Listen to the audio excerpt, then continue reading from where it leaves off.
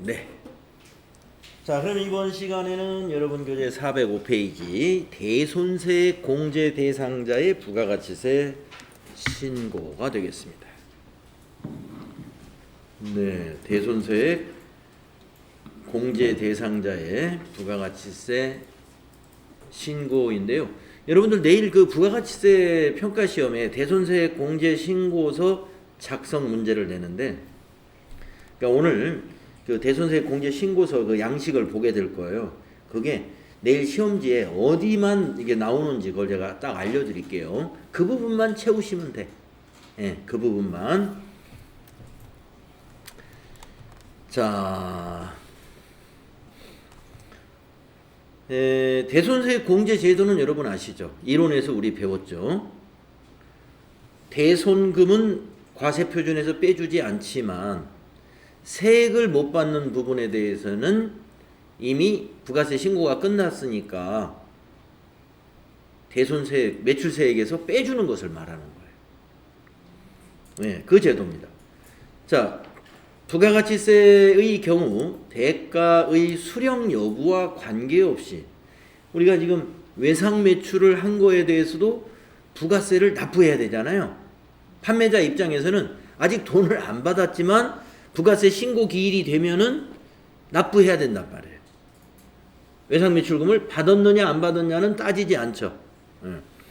그래서 수령 여부와 관계없이 공급자가 공급받는 자에게 재화나 용역을 공급할 때 거래 상대방으로부터 10%의 매출세액을 거래 징수하여 공급일이 속하는 과세기간 내에 해당 세액을 납부해야 된다 이거예요. 따라서 외상거래일 경우에도 일단 공급자는 10%의 매출세액을 납부할 수밖에 없죠. 그러나 거래 상대방의 파산이나 부도 등의 사유로 외상대금을 회수할 수 없을 경우에는 해당 외상대금에 대해서 미리 납부한 매출세액을 공제해주는 제도입니다. 이것을 대손세액 공제라고 한다 이거예요. 그러면 매출에 대한 대손 처리, 우리 대손 처리할 때는 대손 충당금 차변에 기록하고 대변에 외상 매출금 또는 받으러 이렇게 회계 처리하지 않습니까? 자, 그러면 대손의 사유가 어떤 것들이 있는가 볼까요? 채무자가 파산하는 경우, 네, 보통 우리 시험 문제에서 파산했다, 네, 뭐 이렇게 문제를 많이 내고 분계 연습할 때 뭐 거래처 무슨 거래처가 파산으로 인해서 외상 매출금을 대손채로 하기로 대손 처리하기로 했다. 이런 분계 우리 했었잖아요. 채무자의 파산, 강제 집행, 사업의 폐지 또는 채무자의 사망, 실종, 행방불명 이런 것들도 대손 사유가 됩니다. 우리가 대손세 공제 신고서 작성할 때 대손 사유를 거기서 선택해서 입력하는 난이 있어요. 다음에 회생 계획인가 또는 면책 결정으로 회수 불능 확정 채권, 상법이나 수표법 또는 어음법 등 민법상의 소멸시효가 완성됐다는 이런 사유도 있을 수 있고요. 부도 발생일로부터 6개월 이상 경과한 수표나 어음, 그리고 중소기업의 외상매출금 이런 것들 우리가 중소기업의 외상매출금은 또는 부도가 발생한 날로부터 6개월이 경과되게 되면은 대손처리 요건이 충족이 됐다 이렇게 보는 겁니다. 또 회수기일이 6개월 이상 경과한 소액채권도 대손처리 요건이 되었다. 소액채권이라는 것은 30만 원 이하의 채권을 말하는 거예요. 또 중소기업의 외상매출금으로서 회수기일로부터 2년이 경과한 외상매출금 및 미수금도 2년이 경과하게 되면 중소기업도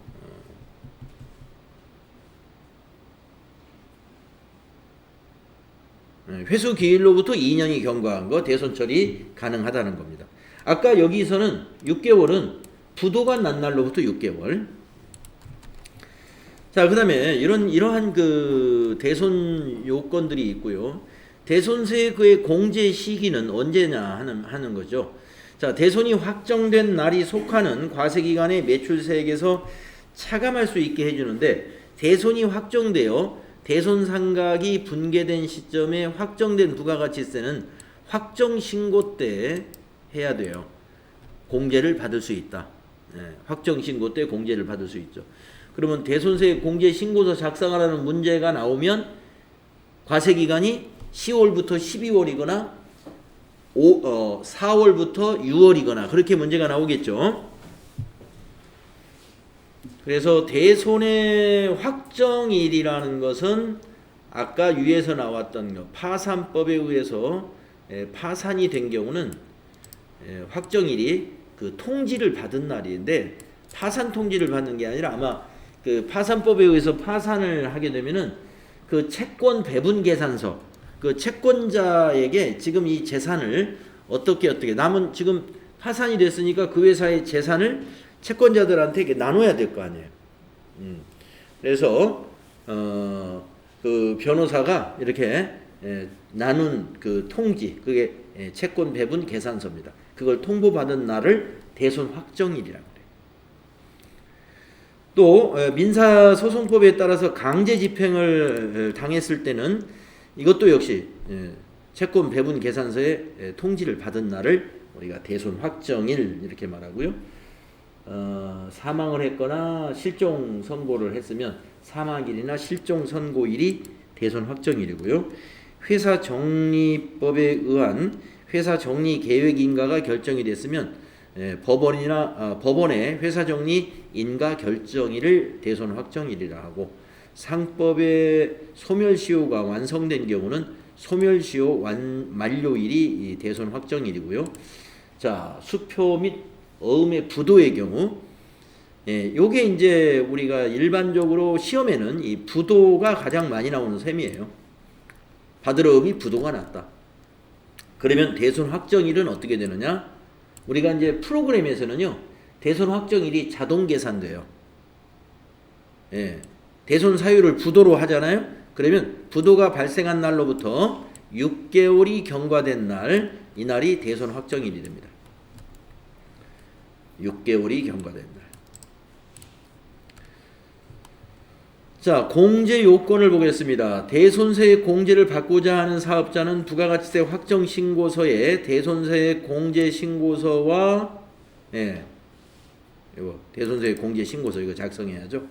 대손 사실이 또는 변제 사실을 증명하는 서류를 첨부하여 제출한다.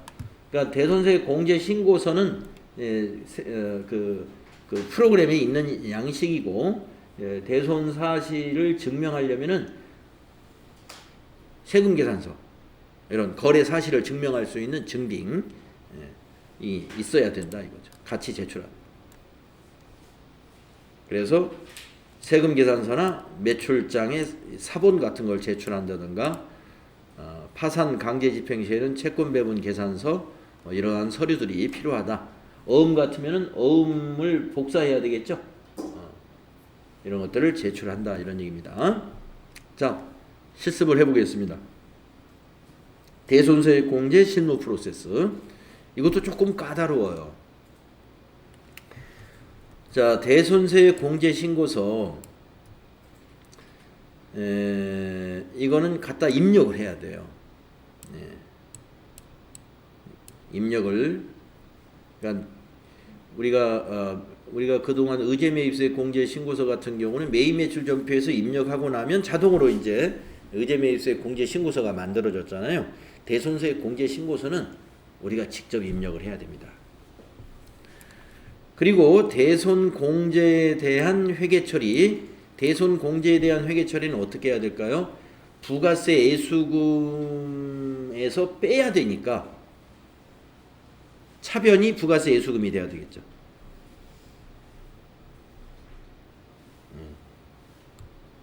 부가세 애수금에서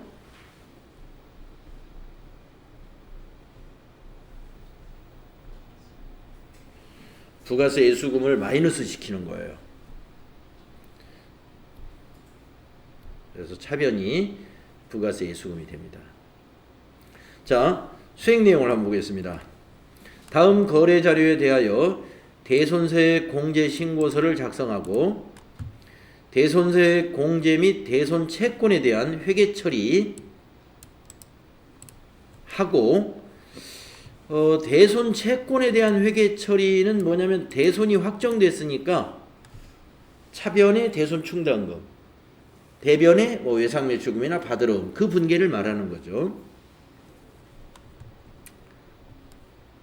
그 다음에 부가가치세 신고서까지 반영을 해라 하는 문제입니다. 자, 내용을 보겠습니다. 주식회사 부실전자의 부도는 6월 29일 날 부도가 났네요. 다음에 전자세금 계산서와 관련한 매출채권 외상매출금이었군요. 이거에 대하여 이익이 부가가치세 확정신고 시 대손세 공제 신청을 하고자 한다. 대손세 공제 및 대손 채권에 대한 회계 처리를 12월 30일자로 수행하시오. 그러니까 12월 30일이 무슨 날이냐면은 대손이 확정된 날이에요. 자, 부실전자가 6월 29일 날 금융기관으로부터 부도기업이라고 통지를 받았다는 거예요. 그러면 우리가 이 중소기업의 경우에 부도의 경우에 부도 발생일로부터 6개월이 경과된 때를 대손 확정일로 보니까 그때 대손 처리한 거예요. 한번 따져보면은 6월 29일로부터 12월 30일은 어떤 날이냐면은 7월 29일, 8월 29일, 9월, 10월, 11월, 12월 29일이 지났죠. 30일이면.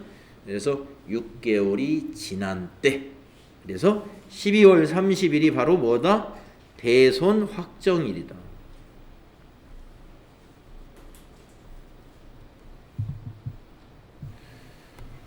그래서 이제 대손세 공제 신고서에 이런 사항을 입력해야 돼요. 대손 확정일 12월 30일 이렇게.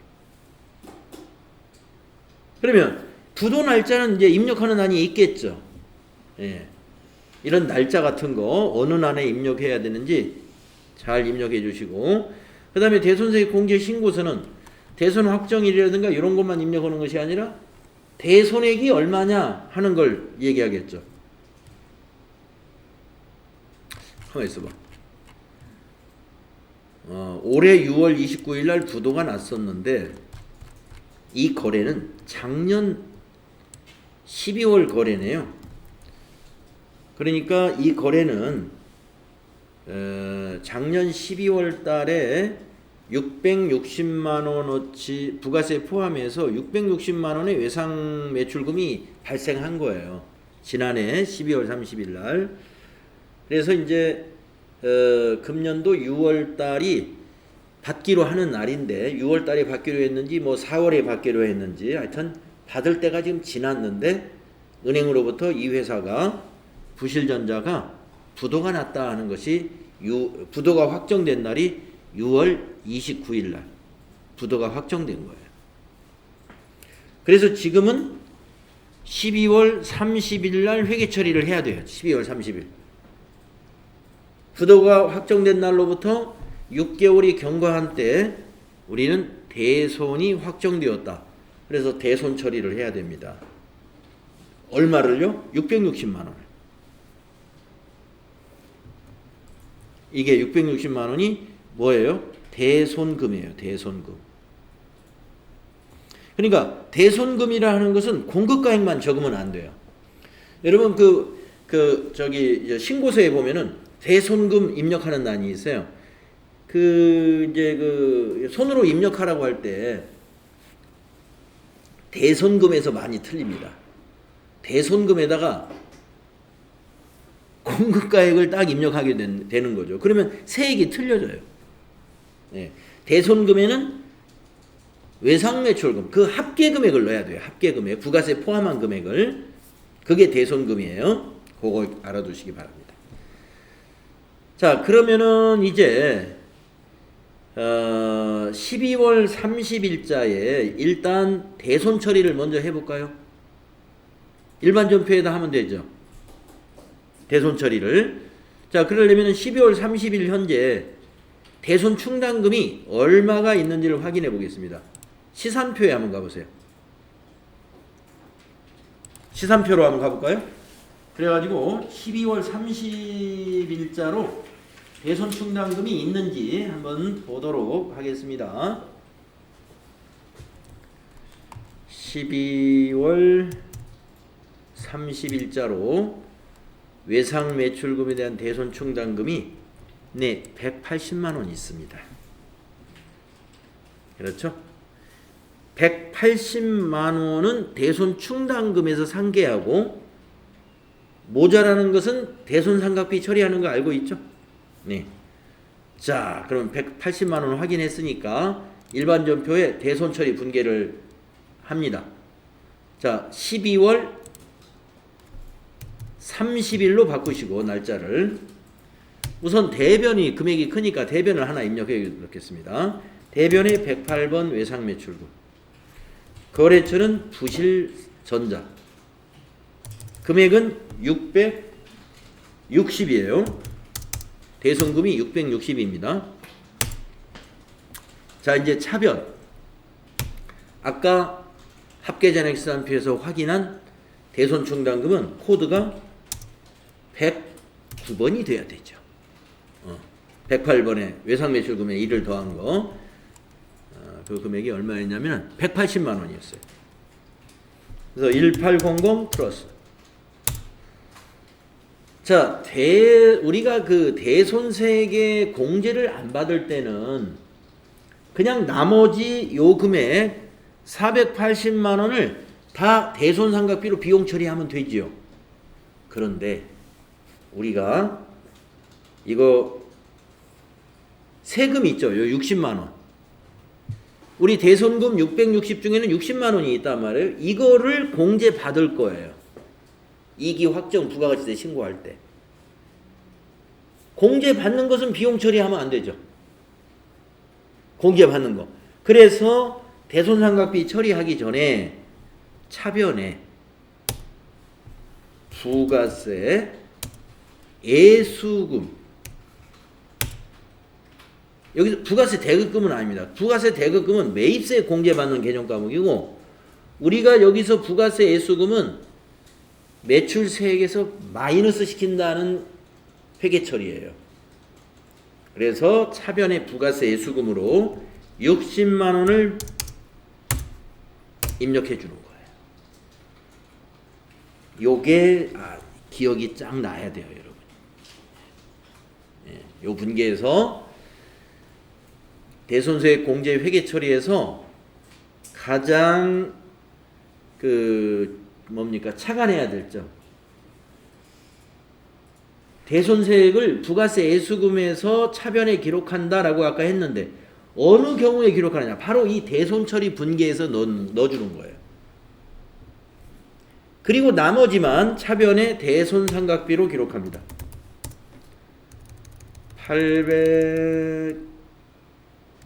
835번이죠. 나머지가 밑에 보이는 420만 원. 이 분계입니다.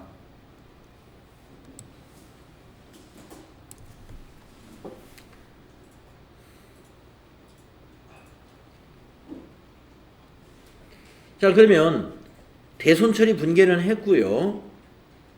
회계 처리는 했는데 지금 우리가 부속 서류를 아직 안 만들었죠. 이렇게 되면 회계 장부에는 반영이 되지만 부가가치세 신고서에 매출세액의 마이너스로는 안 나타나요. 네. 그러니까 회계 장부에는 부가세 애수금 장부에는 들어가요. 근데 부가세 신고서에는 아직 반영이 안 됐어요. 지금 이 상태로 놔두면. 한번 가볼까요? 부가세 신고서를 10월부터 12월 31일로 이렇게 작성을 해보면 우리가 지금 대손세액 공제를 받으려면 여기 대손가감 여기 8번에 이 자리에 60만 원이 나타나야 되거든요. 회계 처리는 했지만 부가세 신고서에는 반영이 안 됩니다. 여기에 반영하기 위해서는 부가가치세 부속 서류인 대손세 공제 신고서를 해서 작성을 해줘야 돼요. 자, 내일 시험에서 이게 나옵니다. 부가가치세 공제 대손세 공제 신고서. 네. 이거를 제가 양식을 하나, 둘, 세, 이게 세 줄을 만들어 놓을 거예요. 이게 세 줄. 예, 세 줄을 만들어 놔요. 그러니까 대손건을 세 건을 넣어 놓을 거다 이거예요. 세 건을. 아, 그러면 그걸 다 분개하고 이게 하느냐? 분개 다 생략. 이거 작성하는 것만 알면 돼요. 예, 내일 평가 시험은 요거 작성하는 거에 대해서만 평가 내용이 되겠습니다. 분개 다 생략하고 이거 작성하는 것만 알면 돼요. 자, 기간은 2기 확정이죠. 10월부터 12월로. 자, 대손 사유. 근데 이제 종이로 작성을 하기 때문에 여러분이 여기서 목록에서 고르진 못하겠죠. 그러니까 대손 사유는 문제에서 콕 찍어 주니까 거기에 있는 걸 그냥 그대로 쓰시면 돼요. 파산이면 파산이라고 쓰시면 되고, 부도면 부도, 6월 되는 날, 또는 그냥 부도만 써도 되겠고요. 소멸시효가 완료됐다 그러면 소멸시효 또는 채권시효 완료 뭐 이런 식으로 써주시면 됩니다. 자, 지금 우리는 부도죠. 그래서 부도 가로 열고 6월 되는 날. 사유 여러분 종이에 써주시면 되고, 그 다음에 대손 기준일과 대손 확정일 요거 잘 쓰셔야 돼. 대손 기준일은 지금 우리가 이 문제에서는 부도의 경우니까 이 부실전자가 부도가 언제 났느냐 요게 기준일이에요. 그리고 확정일은 그로부터 6개월이 경과한 날이 확정일입니다. 자, 그래서 이 양식에서 대손 기준일은 2021년 06-29일이 돼야 되고, 자, 이 프로그램에서는 대손 기준일을 딱 넣으면 대손 확정일 지가 자동으로 계산해줘요. 왜냐면은 대손 사유를 부도로 했기 때문에 부도는 자동 계산이 가능하죠. 부도가 난 날로부터 6개월이 경과한 날이기 때문에. 그래서 이렇게 하면 되고, 여러분이 내일은 이제 종이에 쓰니까 손가락 이렇게 해가지고 딱 쓰면 돼요. 그런데 아마 제가 문제에다가 대손 확정일이 언제라고 이렇게 써준 것도 있을 거예요. 하여튼 그 설명을 잘 보시면 이거 다 입력할 수 있습니다. 자, 가장 많이 틀리는 거 대손 기준일, 대손 확정일도 틀리는 사람들 가끔 있더라고요. 잘 이제 내일 틀리지 마시고, 그 다음에 자, 다 맞았는데 이거 틀리는 사람이 되게 많았어요. 대손금. 대손금을 이제 제가 설명해서 공급가액이 얼마, 세액이 얼마입니다 이렇게 써주니까 대손금을 거의 많은 사람들이 공급가액을 쓰시더라고. 지금 이 문제에서 지금 이게 지금 세금계산서 이게 지금 대손건이지 않습니까? 그러면 여러분이 이걸 대손금이라고 인식하고 여기다 600만 원을 한번 넣어보세요. 여기다 600만 원을 넣게 되면은 대손세액이 54만 5,454원 나오잖아요. 근데 우리 조금 전에 부가세 예수금 60만 원으로 처리했잖아요. 대손금 틀린 거예요. 대손금이 660이 돼야 된다. 그러니까 대손금액은 거기 공급가액을 더한 전체 금액, 외상매출금이면 외상매출금의 전체 금액을 넣어야 됩니다. 그렇게 쓰셔야 돼요. 이건 많이 틀리더라고요. 그러니까 이게 프로그램에다 입력을 하면 오히려 잘 안 틀려요. 왜냐하면 대손세액이 틀리니까 이거 왜 틀리지 하고 다시 생각을 해보고, 아 맞아, 대손금은 부가세 포함한 금액을 넣어야 되겠구나. 여기에서 체크가 되는데 이게 종이에다가 이제 평가를 하려고 하다 보니까 그렇더라고요. 예. 그러니까 이제 시험 볼 때 시간이 되면 여기 양식에다 한번 넣어보는 것도 뭐 괜찮아요. 한번 넣어보는 것도. 자, 시간이 안 되면 그냥 막 종이로만 써야 돼요.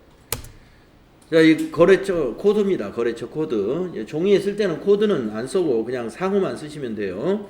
자, 부실전자. 부실전자?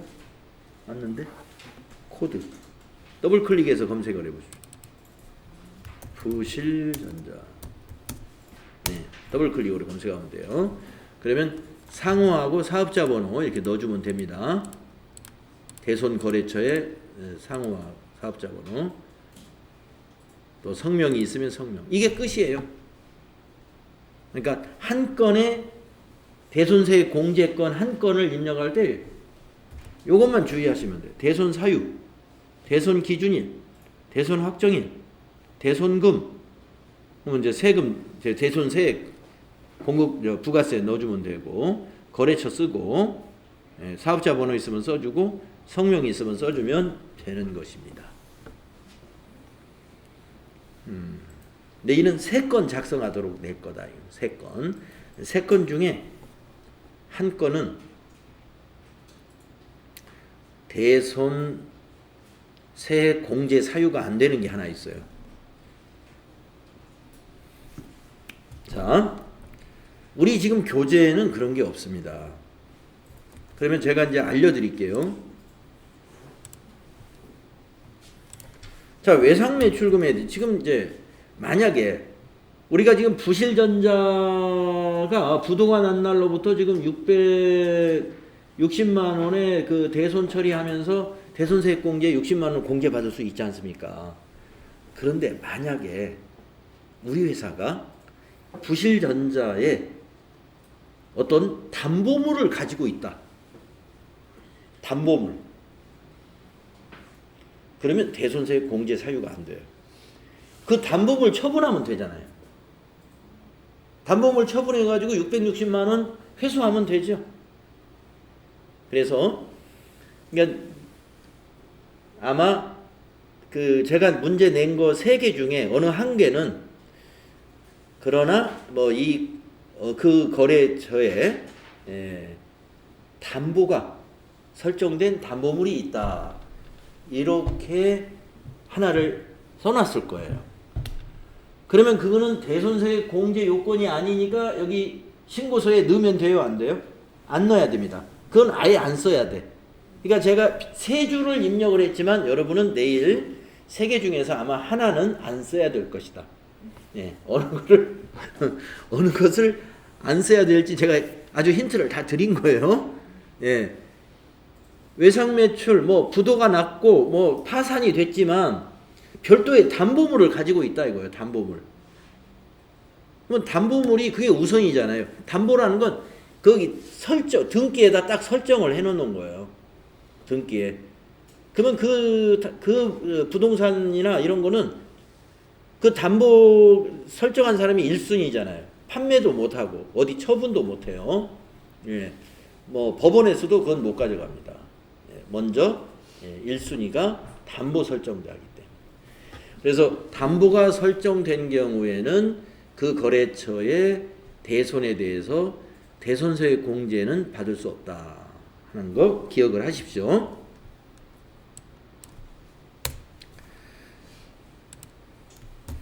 그래서 이 회계 처리했던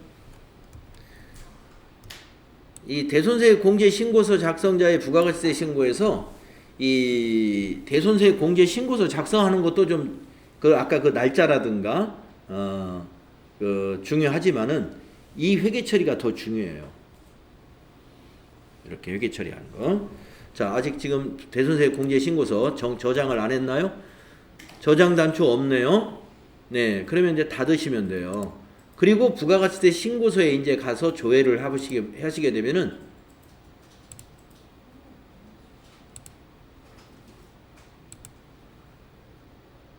12월 31일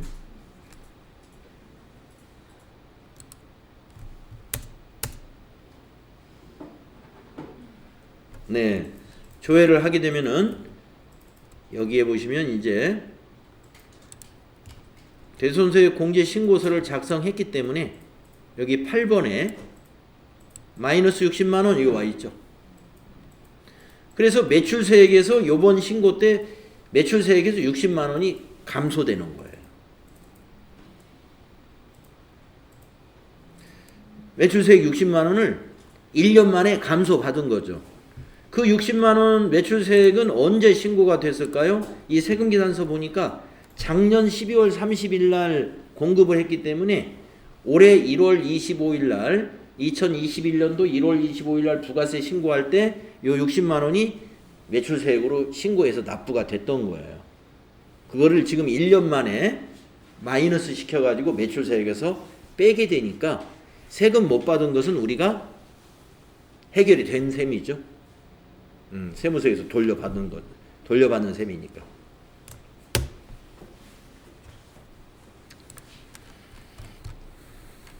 자, 이렇게 세 가지를 합니다. 자, 그러면 한번 수행 결과 보시죠. 자, 우리 수행 결과에서는 대손세 공제 신고서를 먼저 작성했네요. 이렇게 해도 돼요, 순서는. 예. 여러분 시험에서는 평가 문제 1, 평가 문제 2 이렇게 나올 테니까 그 순서대로 하시면 됩니다. 그래서 이렇게 10월부터 12월로 입력을 해가지고 대손사유 부도, 기준일, 부도가 난 날, 대손 확정일, 6개월이 지난 날, 대손 금액은 합계금액, 대손액은 부가세, 거래처 넣고 그러면 거래처 코드 조회하면 이게 자동 되죠. 그리고 이제 일반 전표에 와서 대손 확정이 된 날 12월 30일자 전표에다가 이런 회계 처리를 하는데 이거 하려면은 이 대손 충당금이 얼마 있는지를 시산표에 가서 미리 확인해야 되죠. 그래서 대변의 외상 매출금 먼저 입력했고 차변에 109번으로 대손 충당금 입력하고 대손 상각비 입력하기 전에 부가세 예수금을 먼저 입력하는 거예요. 그러고 나면 밑에 차액이 요 420만 원 딱 차액이 나 있단 말이에요. 요것만 대손 상각비로 맨 나중에 입력할 수 있죠.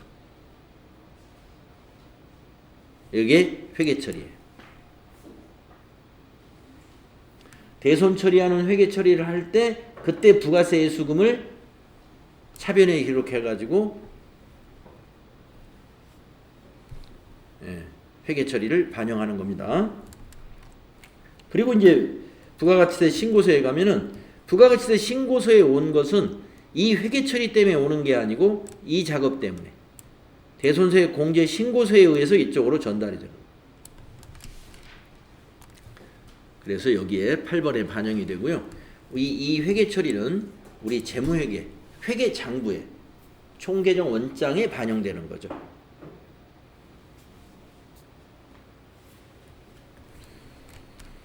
네, 이런 문제입니다. 그래서 이것도 꽤 나오는 편이에요.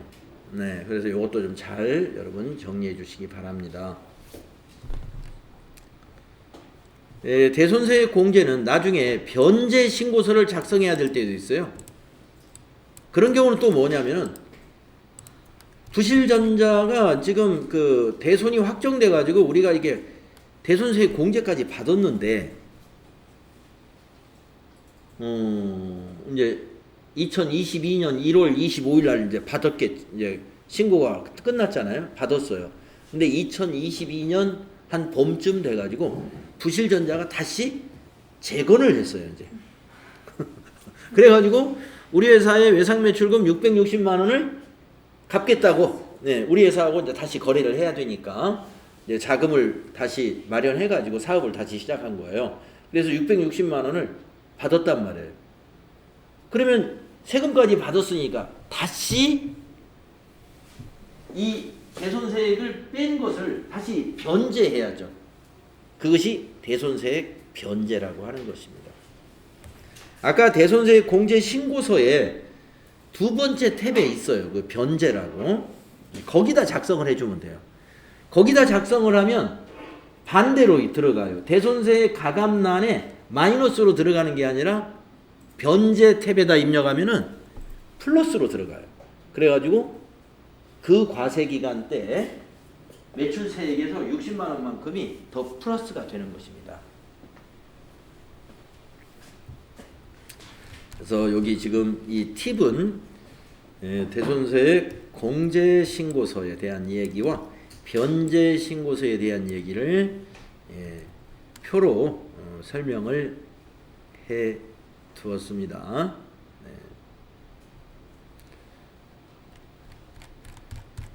참고하시면 되고요.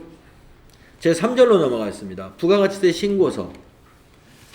자, 부가가치세 신고서는 그동안 FAT 1급 그리고 지금 TAT 2급을 하면서 들락날락 많이 했기 때문에 여러분 이거 다 아는 거고요. 지금 이 표가 뭐냐? 410페이지에 있는 표가 바로 여러분이 내일 이제 부가가치세 평가할 때 과세표준 및 매출세액에 세금계산서 발급하고 판매했다. 그러면 어디다 다 적어야 돼요? 여기다 다 적으셔야 돼. 1번 난에다가. 신용카드나 현금 영수증으로 제품이나 상품을 팔았다. 그러면 어디다 다 적으셔야 돼. 여기 3번에다가 신용카드, 현금 영수증 그 난에다가 다 기입을 해라 이런 얘기입니다. 요거 작성하는 건 뭐 이게 어떤 유형이 어디로 오는지 그걸 설명하고 있는 거예요. 이미 우리가 수업을 진행하면서 제가 다 집어 드렸습니다. 이 표를 이해를 해야 여러분이 부가가치세 신고를 틀리지 않게 정확하게 할 수 있어요. 이게 부가가치세 신고서 양식이었어요. 그 다음에 이제 정리분계도 여러분 다 알아요. 정리분계. 납부할 세액이 있는 경우 정리분계. 환급받을 세액이 있는 경우에 정리분계. FAT 1급에서 충분히 했기 때문에 바로 수행 내용으로 가보도록 하겠습니다. 자, 1번 제1기 부가가치세 확정신고서를 작성을 수행하시오. 당사는 부가가치세 신고 시 홈택스에서 전자신고를 하고 있으며 전자신고 세액공제 10,000원을 반영해 주시오. 부가가치세 신고서에 우리가 이제 홈택스로 신고할 거니까 거기 공제에다가 10,000원을 넣어줘라 이런 얘기입니다. 자, 1기 확정이니까 부가가치세 신고서를 조회할 때 우리가 그동안 메인 매출전표 입력한 것은 7월부터 9월로 다 입력을 했었어요. 그러니까 이제 1기 확정은 여기 백데이터 이미 입력해 놓은 걸 하는 거니까 우리가 입력한 자료는 아닙니다. 자, 그러면 한번 1기 확정으로 조회해 볼까요? 부가가치세 신고서 4월부터 6월로 조회해야 돼요. 정기신고 엔터. 이렇게 만들어져 있죠. 한번 분석해 봅시다. 1기 확정 때 세금계산서 발급으로 판매한 거 3억 9,400에 3,940만원 부가세가 영세 매출이 있었네요. 영세 매출. 세금계산서 발급했다는 것은 내국신용장으로 판매한 거죠. 국내 업체 간의 거래. 영세율이기 때문에 세금은 없습니다. 그래서 세금계산서 매출하고 영세 매출밖에 없어요. 신용카드 매출이나 현금영수증 매출이 있으면 여기에 기록이 됐겠죠. 지금은 없습니다. 그래서 합계가 이렇게 됩니다. 매출세액이. 그 다음에 매입세액을 보겠습니다. 세금계산서 수치분 일반 매입이 매입세액의 전부네요. 고정자산 매입도 없었고 신용카드로 매입한 것도 없었고 의제매입세 공제도 없었고 일반 매입만 있었습니다. 그래서 매입세 공제받을 수 있는 매입세액이 이만큼이죠. 1,017만원. 그래서 매출세액 3,940만원에서 매입세액 1,017만원을 빼니까 납부할 세액이 2,923만원이에요. 근데 우리가 뭘 반영하라고 그랬냐면은 여기에다가 경감 공제세액란에 그 밖에 경감 공제세액 여기에다가 우리가 전자신고 세액공제는 여기에 반영을 시켜야 되는데요. 어떻게 하느냐면 여기 18번의 세액란을 더블 클릭을 하세요. 그러면 그 밖에 경감 공제세액 명세라는 표가 나오는데 거기에 54번 전자신고 세액공제 항목이 있습니다. 여기다 10,000원 입력해 주시면 됩니다. 10,000원 입력하시고 이 닫기 단추로 닫으시면은 10,000원이 입력돼 가지고 이 2,923만원에서 10,000원이 줄어들어 가지고 2,922만원이 최종적으로 납부해야 될 차감세 여기에 반영이 되는 거죠.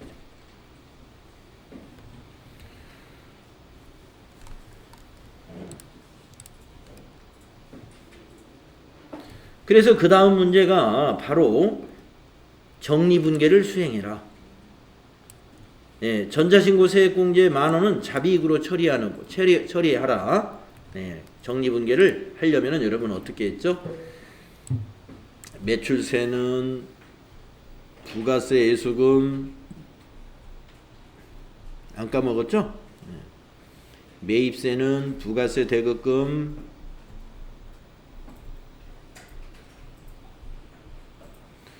요 차감세는 미지급세금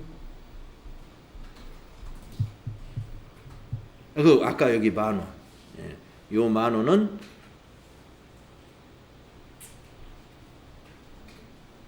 자비 요렇게 처리할 줄 알아야 되는 거죠. 그래야 정리분계가 가능하죠.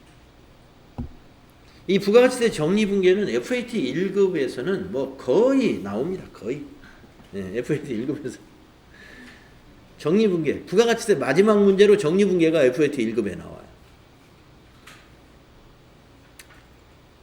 예, 반드시 알아야 됩니다. 요거 정리하는 거. 그래서 지금 이걸 정리하라는 거예요. 그러면 이제 여러분이 여기 매출세 이걸 이제 종이에다 적으면 시간 걸리니까 클릭하고 컨트롤 C 한 다음에 일반 전표에 가가지고 지금 이게 일기 확정이니까 6월 30일로 정리해야 돼요. 6월 30일자로. 우리가 복사해 온 게 지금 매출세를 복사해 왔어요. 부가세 예수금을 반대쪽 차변에 적어야 돼요. 3번 차변에 부가세 예수금 다다닥 가가지고 붙여넣기. 엔터 치고 대변에 부가 검색해서 부가세 대급금 135번 다다닥 가놓고 부가세 신고서 아직 안 닫았죠? 클릭을 해서 매입세 클릭한 다음에 컨트롤 C 그래가지고 일반 전표로 돌아와서 컨트롤 V 그리고 엔터 치고 세 번째 줄에 대변에 미지급세금 261번 거래처를 넣어야 돼요. 코드에다가 세무로 검색을 하면요. 구로세무서 3016번 나올 거고 여기 부가세 신고서에 가서 요 차감세 컨트롤 C 일반 전표에 와서 붙여넣기. 그러면 밑에 10,000원만 딱 나오게 되어 있습니다. 네 번째 줄에 자비익 수익 발생은 대변이죠. 대변에 자비익 따다닥 10,000원 이렇게 네 줄로 부가세 정리분계를 마치면 됩니다. TAT 2급에는 이 문제는 안 나옵니다. 예, FAT 1급에 출제되는 문제이기 때문에 요거를 출제할 리는 없어요. TAT 2급에서는 FAT 1급에서 거의 나온다. 거의.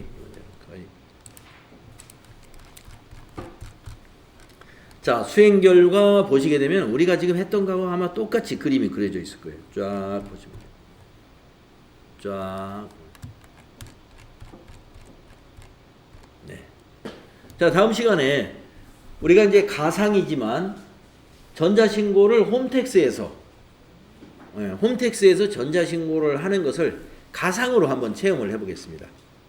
가상으로. 이게 우리 지금 교육용 프로그램에서 다 가상으로 할 수 있도록 엮어 놨으니까 이대로 한번 해보면 우리가 전자신고를 홈택스로 실제로 접속해 가지고 요런 방식으로 하는구나 하는 걸 여러분이 아시게 될 거예요. 자, 쉬었다 하겠습니다.